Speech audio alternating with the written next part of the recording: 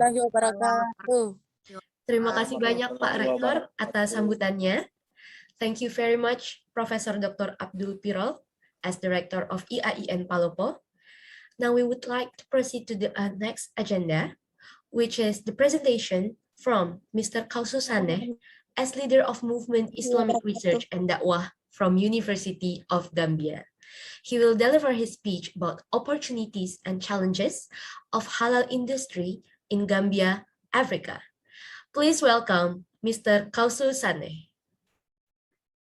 أعوذ بالله السميع العليم من الشيطان الرجيم بسم الله الرحمن الرحيم الحمد لله الذي هدانا لهذا وما كنا لنهتدي لولا أن هدانا الله الذي خلق الإنسان علمه البيان علم الإنسان ما لم يعلم وصلى الله على سيدنا محمد وعلى جميع الأنبياء والمرسلين وعلى من تبعهم بإحسان إلى يوم القيامة اللهم يا مسبب الأسباب ويا مثبت القلوب ثبت قلبي واشرح لي صدري ويسر لي أمري واحلل عقدة من لساني يفقهوا قولي السلام عليكم ورحمة الله وبركاته.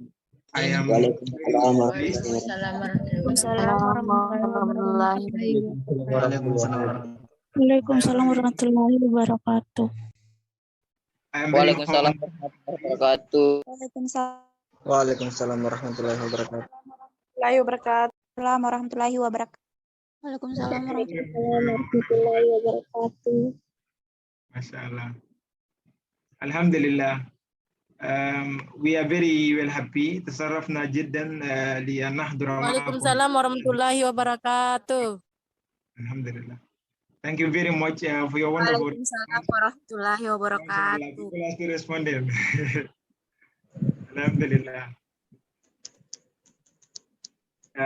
Thank you very much for your wonderful response. I am very well honored to be part of this wonderful seminar, which is the international seminar featuring Africa and Asia to discuss issues that surround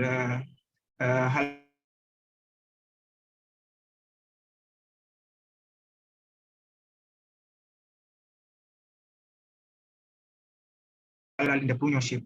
As great professors, in the midst of great professors here, I'm also very grateful to our respected mother and professor, Associate Prof. Dr. Betania Katiga, who serves as Associate Dean of INHAT, for her wonderful presentations. To the organizing committee of this wonderful program, thank you very much for this wonderful opportunity. I am very well honored and grateful for the opportunity, and inshallah, I will do my best to do justice to the topic. My presentation will be on the opportunities and challenges of halal ecosystem in the Gambia. So I'll project the slides and then go into the presentations. Bismillah ta'ala.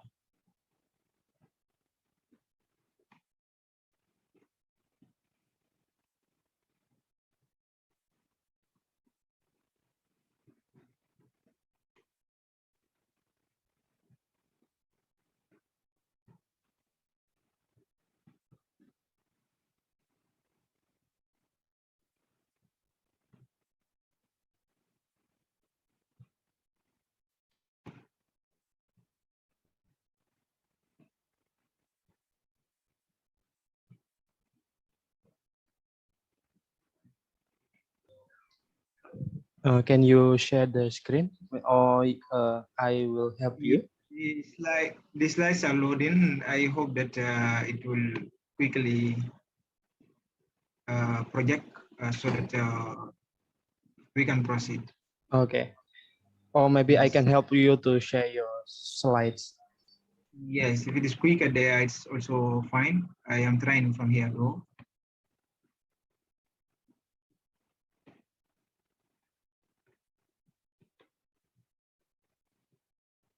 Can you see the slides?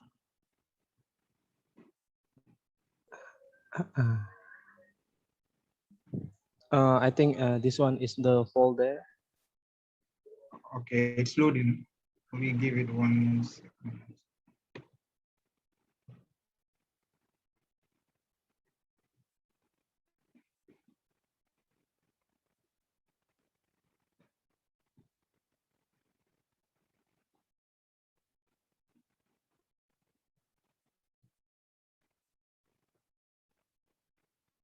Okay, you can see the slides now, I believe, right? Yes, it is clear. Yes, we can see it. Okay. You can see. Alhamdulillah. I will not waste time. I will just go into the introduction of the topic and go clearly, because everything else about halal is been already discussed by Prof. Beta. Alhamdulillah. The Gambia is a small country in West Africa. It's a Muslim majority country with about 95% of the population. This is the background of the presentations. The photos you see already, you are familiar with them. International Seminar, Easy Africa, Sharia Economic and Halal Entrepreneurship. And those are pictures of the speakers. And this is the background, university background of the International Islamic University. So I would proceed with the next slides and go into the presentations. It seems like somebody else is sharing.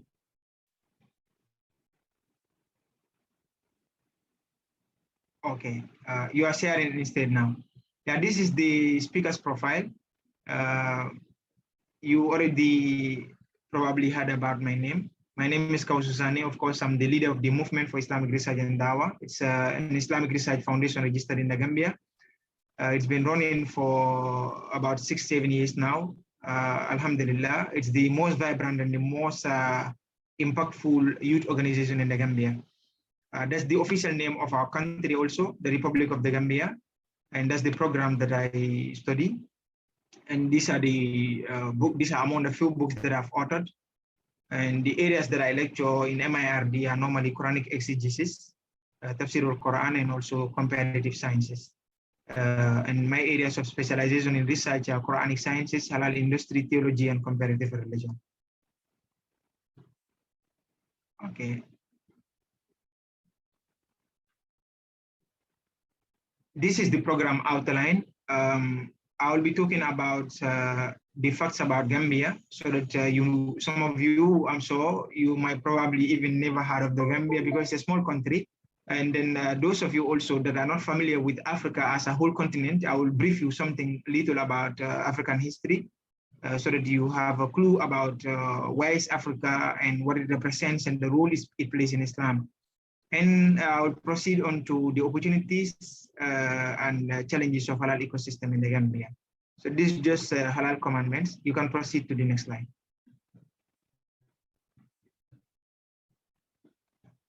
These are some facts about the Gambia.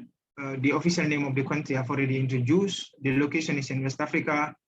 The country gained independence on the 18th February 1965. Population is about 2 million. Religion, 95% are Muslims, about 3% are Christians, and 2% are others. That means others that are unidentified, because there are some people also, very few population, of course, that are still adhered to the traditional beliefs. And the Gambia's nominal GDP, it's somewhere around $1.8 billion. And GDP per capita is very low, of course. It's around $746. That means if Gambia's wealth is equitably distributed among all Gambians, each Gambian should have about $746. So it's a small economy, but it's an influential Muslim country in the region. The leading industries in the country include agriculture, tourism, fishery, etc. You also have mining industries, but those are not very well vast yet. And the Human Development Index is somewhere around 0.492. These statistics are according to World Bank figures that are published in 2019 to 2020. Yeah, so we now go into the opportunities and challenges of halal ecosystem in the Gambia. Before I proceed on this slide, I will try to summarize and ensure that I finish on time. Just to brief you that Africa is the first continent to have received Islam after Asia. We know the Islamic Prophet ﷺ was born in Mecca, but his Sahaba, when they were disturbed by the pagans of Arabia at the time, he first sent them to Abyssinia, modern day Ethiopia. So Ethiopia is part of East Africa. So Africa was the first host of Muslim asylum seekers. So therefore Islam arrived in Islam Islam arrived in Africa as early as the lifetime of the Prophet Muhammad sallallahu alaihi wasallam. So this is something about Africa, and you might also know that Africa is one of the biggest continents in the world with a vibrant Muslim population. In 2002, the figures were somewhere around 40%, but as of now, it is exceeding between 50 to 60%. So the Gambia is located in West Africa, and is part of the countries that first received Islam. Now, these are the opportunities, the challenges of halal ecosystem in the Gambia. I will start with the opportunities first. Amongst the opportunities is that the Gambia is a 95% Muslim majority country, which makes it easy for halal industry to thrive. So since it's a Muslim majority country, of course, naturally, every Muslim should embrace halal. And therefore, there's a big opportunity for the industry to dwell and to expand in the Gambia. Second, Islam has existed in the Gambia for more than 700 years, and therefore, Gambians have been living according to Islamic principles, norms, and values for a long period, and have adapted to halal lifestyle. Before colonial days, the colonialists came to the Gambia in the 14th to 15th century.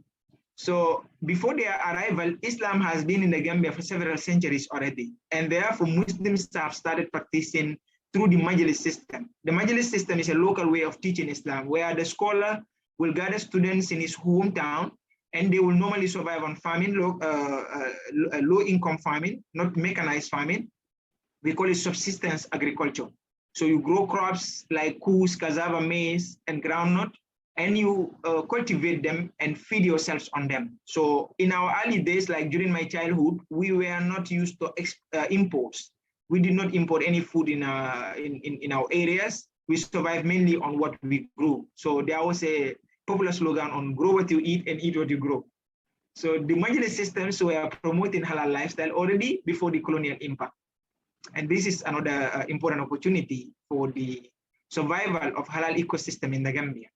Gambia has a number of local scholars who provide daily preaching via radios, televisions, Islamic conferences, and seminars. This also goes a long way in educating local masses about the importance of a halal economic system in the country. Gambians love Islam and are supportive of Islamic values. Gambians love Islam and are supportive of Islamic values. Because Islam is being present in the Gambia for a long period of time, this also makes Gambians fall in love with Islam for a long period of time. So therefore, they are very supportive of Islamic teachings. And once anything is projected to them from Islamic perspective, certainly they embrace it wholeheartedly. Another important point is that there are local Islamic schools in almost every community in the Gambia that provide basic Islamic education, including halal and haram issues, although there are no specialized or formal halal programs.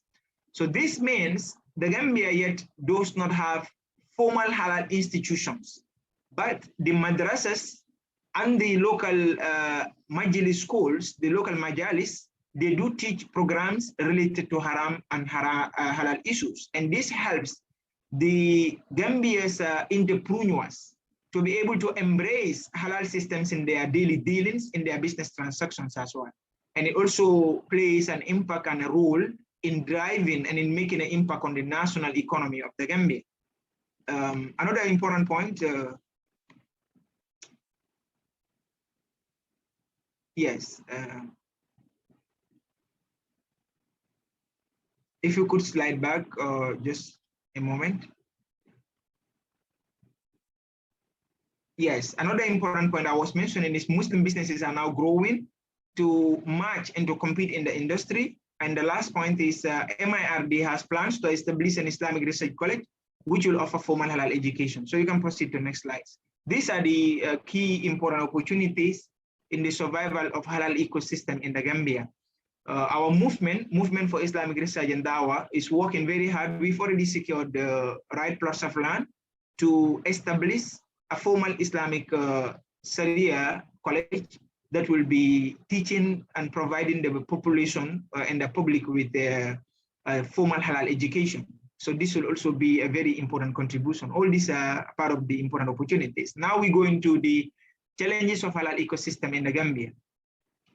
government policies on market dealings. For example, research has shown that over 80% of Gambia's major supermarkets are owned by non-Muslims, non-Muslim foreigners who sell alcohol and other non-halal food products. Some of you might be surprised with these statistics. This is because mainly majority of Gambia's population still live in poverty and they cannot provide major business entities on their own. They operate local shops that sell daily ingredients, foodstuff, and all that, and those are 100% halal shops. But the major supermarkets in the Gambia are dominated by the foreigners. For example, the Lebanese and other foreign nationals who run supermarkets. And therefore, according to MIRD nationwide research on the statistics of halal ecosystem in the Gambia in 2017, the figures are at 80%. So certainly this is a big challenge to the Gambian economy, and Muslims are working hard to make it a reverse. The government does not impose any ban on alcohol, pork, and other haram food products and services. This is another challenge, of course, because the government of the Gambia is still operating on the foundations of the colonial system. Even though the population is 95% Muslims, but the belief of our ancient fathers was that Muslim scholars were supposed to focus on majalis teaching. So they did not bother going into politics. And because of the people that were educated by the colonialists were the ones who took over when the colonialists left in 1965. So therefore, they automatically implemented the British system of government, which is a non-Islamic system. So even though there are a lot of good Muslims now, our parliament is entirely Muslim, our ministers are all Muslims predominantly, our president, our cabinet are all Muslims, but they have not yet imposed any ban on haram products. This is another important major challenge for the survival and dominance and prevalence of halal ecosystem in the Gambia. There is no formal halal education center or school. Majority of Gambians live in abject poverty, which makes it difficult to either operate required halal schools or send their children abroad to study halal industry. The impact of colonization, which promotes Western culture and way of life. Of course, these people who are schooled in Western system of education are made to believe some perceptions, some wrong perceptions about Islam. For example, the misconceptions about terrorism and other issues, Islamophobic notions that make them think that when we adhere to Islamic teachings, it might bring about conflicts and other things like that. So these are all part of major challenges. Western media injects fallacious notions about Islam, thus creating an atmosphere of misconceptions about halal products and services. There is no organized halal body in the Gambia that is responsible for issuance of halal certification and other issues like that, or inspection of halal products. These are the major challenges of halal ecosystem in the Gambia. You can proceed to the next slide. The role of MIRD in promoting halal ecosystem. What is MIRD doing as an Islamic research organization or foundation to ensure that in future halal industry thrives in the Gambia in a formal way, in a way that it will be incorporated in all systems and in all official systems and all official curricula. This is what we are doing. These are the major activities that MIRD does in the Gambia. About the foundation, it's an Islamic research foundation. We also do charity work, registered with the government of the Gambia and the University of the Gambia. It has a total membership of about 1,000 people. It provides free Islamic classes, gives out charity and support to widows and orphans, the needy, promotes Islam and moral education. So these are part of the activities of MIRD, offering free courses in Islamic sciences, research writing and publication, annual Ramadan Iftar, charitable and development works, Tafsirul Quran, adult education programs, nationwide Islamic sensitization tools, youth empowerment projects, guidance and counseling, conflict negotiation and resolution, peace talks, scholarship offers and debates and seminars, etc. You may proceed.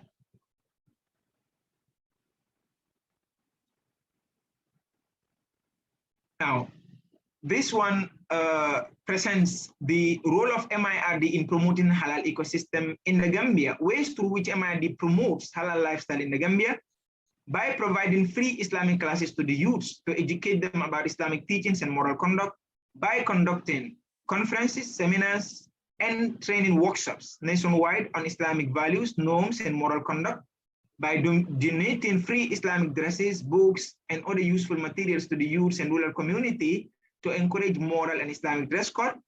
We also provide food to the poor and needy communities to encourage halal food consumption. We try to build Islamic schools in various Islamic communities to promote Islamic education. We try to engage youths in productive activities, thereby diverting their attention from haram activities. The speakers, among the wise saying of the speakers, ancient speakers, is that an idle mind is the devil's workshop. So if a youth Muslim is not engaged in anything productive, certainly the waves of the society will carry them along into the wrong path. So we try to make sure they are always engaged in something productive by encouraging marriage and discouraging illegal activities, by advising policymakers to promote and incorporate halal activities. So the photos you are seeing also are some activities about our role in promoting halal ecosystem in the Gambia. You can see a hijab fashion shop. This will attract the Muslim women to dress Islamically and to understand it's the most modest and more comfortable dress code, instead of going in the Western ways and working with them in public. So MIRD shows these different designs and try to offer them to local communities free in the rural Gambia, and in the urban Gambia, they sell it at a reasonable price. So the funds that are raised are also used to support other activities. If you can see the flyers at the top right-hand corner of the screen, you will see Widow and Orphan Empowerment Project. So all these things are activities that MIRD does, and you can see a photo beneath that presents brothers all in white with their certificates. This was a graduation ceremony, and it was taken immediately after they collected their certificates of accomplishment of the programs that they study on the MIRD. You can proceed.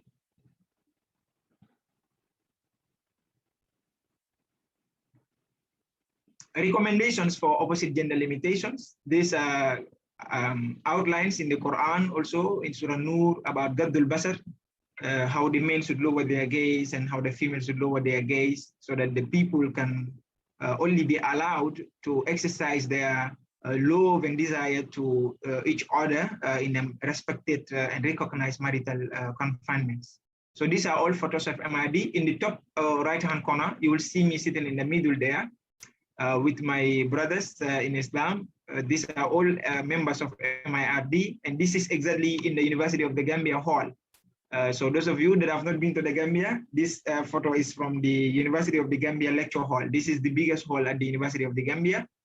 And the photo that are attached together also are both photos taken at the University of the Gambia. Those are our sisters. All of them were dressed in niqab during the ceremony as well.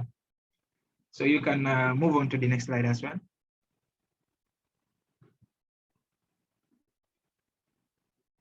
These are also recommendations from the glorious Quran. All these are part of the fundamentals, which I believe my professor has already covered.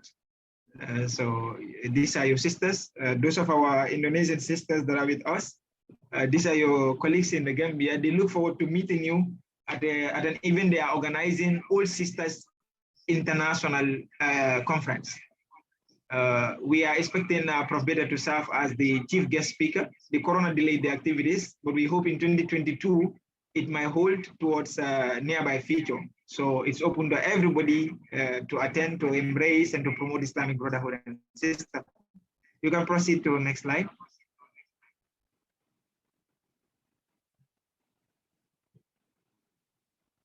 These are highlights of MIRD activities. You can see the photo on the top left-hand corner features the sisters.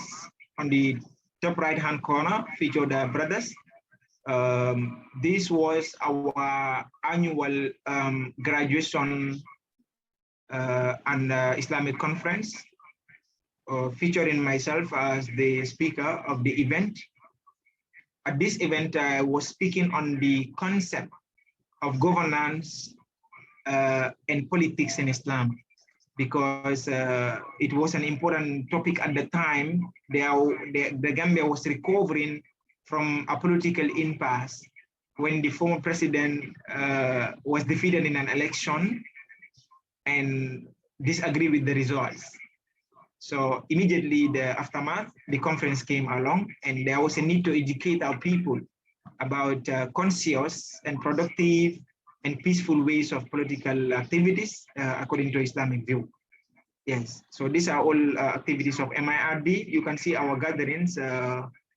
There are a lot of followers nationwide, and this makes it easier for MIRD to make impact on the population of the Gambia by promoting halal lifestyle and by promoting and empowering halal ecosystem in the Gambia. Yeah, you can move to the other slides as well.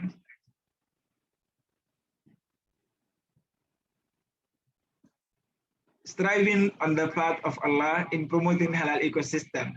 I mean, our Prophet sallallahu alaihi wasallam, he led by example. That is why the Quran tells us, لَقَدْ كَانَ لَكُمْ فِي رَسُولِ اللَّهِ أُسْوَةٌ حَسَنَةٌ لِمَنْ كَانَ يَرْجُو اللَّهَ وَالْيَوْمَ الْآخِرَ وَذَكَرَ اللَّهَ كَثِيرًا. The Prophet served as the best exemplar. So as the leader of the organization, I make sure when we carry out any activity, most especially activities that require physical efforts, I try to be in the forefront. So on the photo on the top right-hand corner, that's myself dressed in blue. You can see the community, they live in difficult conditions, and those are my brothers that accompany me along. It was 10 of us that went nationwide to roam around the whole country and to share the little that Allah had entrusted under our custody in terms of food items and other things. And it was during Ramadan, during high temperatures as well. So it was immediately when we arrived in a particular community, and you can see the bags of the food items.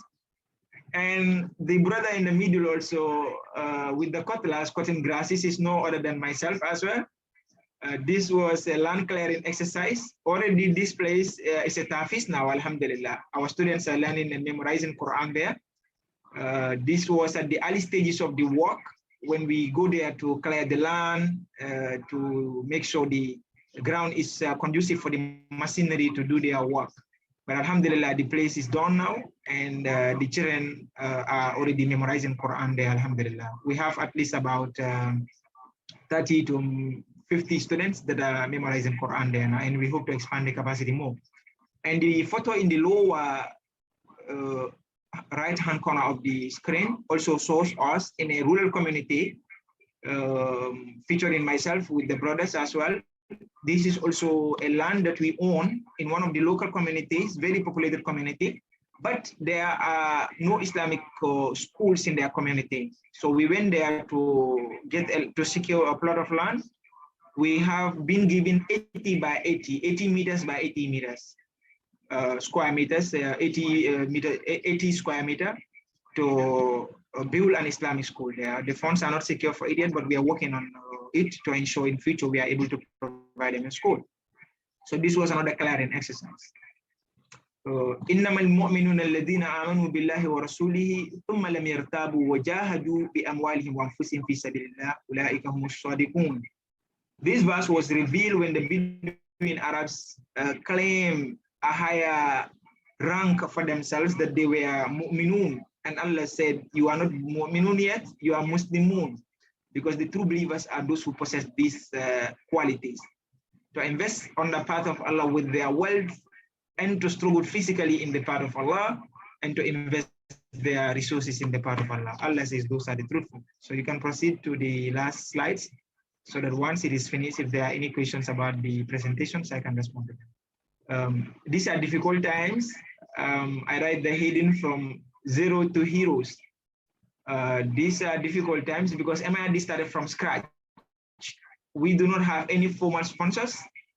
We do not have any formal support from any organizations or individuals, but we are a group of determined youths who believe that we can make the change when we have the willingness. When we were kids, our teachers used to tell us, where there is a will, there is always a way. So we try to motivate ourselves with those slogans that yes, when we have the determination, the Sahabi, they did it. Yes, we can.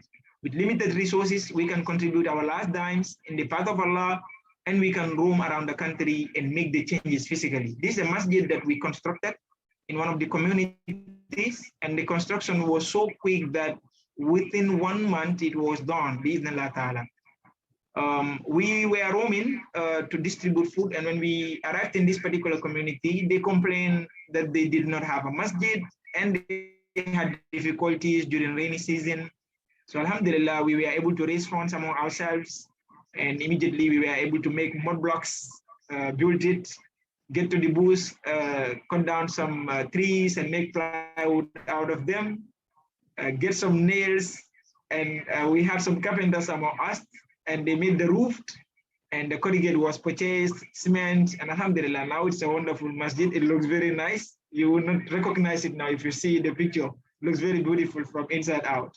So the photo beneath also features myself. I'm the one in the brown, the dark brown abaya, and the white is a brother from the village who is a Quranic teacher, and the children you are seeing also were starting an Islamic program. We went to this particular village and we discovered the children also did not have any Quranic teachers.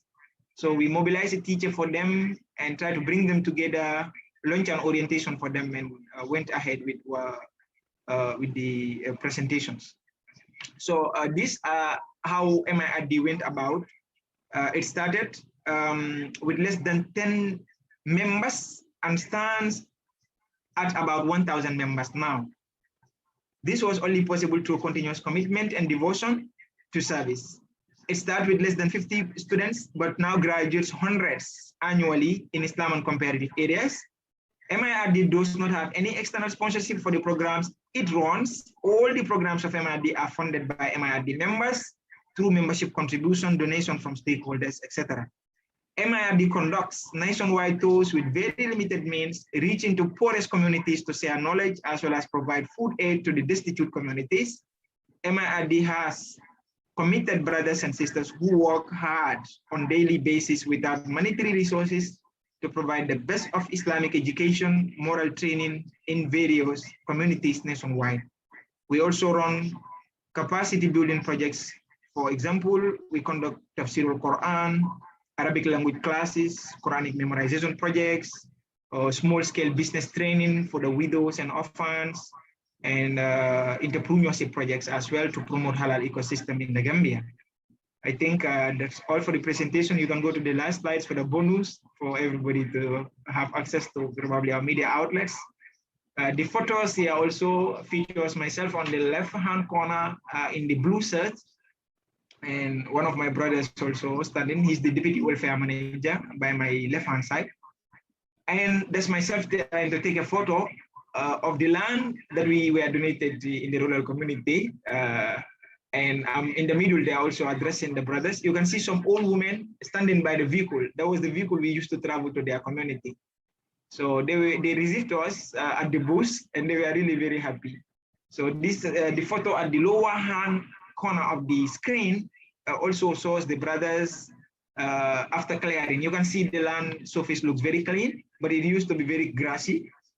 So there was a lot of work, and people were looking very tired and exhausted and waiting for food, of course. And that's myself also sitting with the brother in the white. That's our vice president there in the white, and that's myself in the green dress, the green sportswear. So this is all about the presentations of the challenges and opportunities of halal ecosystem in the Gambia, and a brief history of how Islam arrived in Africa. Thank you very much for the opportunity. I thank you very much to the organizers of this wonderful seminar. And my brothers in Africa, most of them also were communicating to me yesterday that next time they would want to participate and listen and benefit from the program. But I told them, inshallah, that I hope the program will be recorded so they can benefit from it.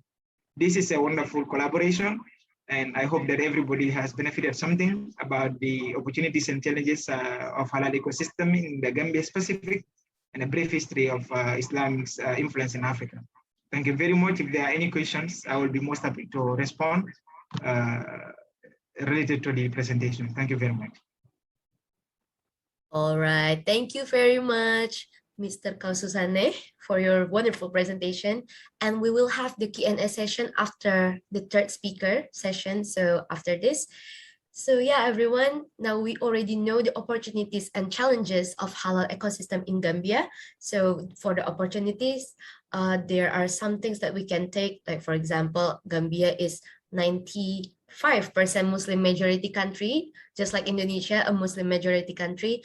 And they have local scholars who have this vision and this agenda to make a halal ecosystem even a more serious thing in Gambia. But there are also challenges of the halal ecosystem in Gambia, for example, in terms of the government policies, and then the impact of colonization that is still there, unfortunately. But fortunately, Mr. Kaususane and his colleagues in the movement for Islamic research and Da'wah has made meaningful progress there in terms of halal ecosystem, and we can follow their spirit, because in terms of the organization itself, he already explained to us how they didn't get any support from any other organizations at first. So it was purely from him and his colleagues' efforts, but they are thriving now and always try to do the best for this halal ecosystem. Very inspiring. Thank you so much once again, Mr. Kaususane. It's a For pleasure. the Thank you great so much. presentation. All right, so without any further ado, let's proceed to the next agenda.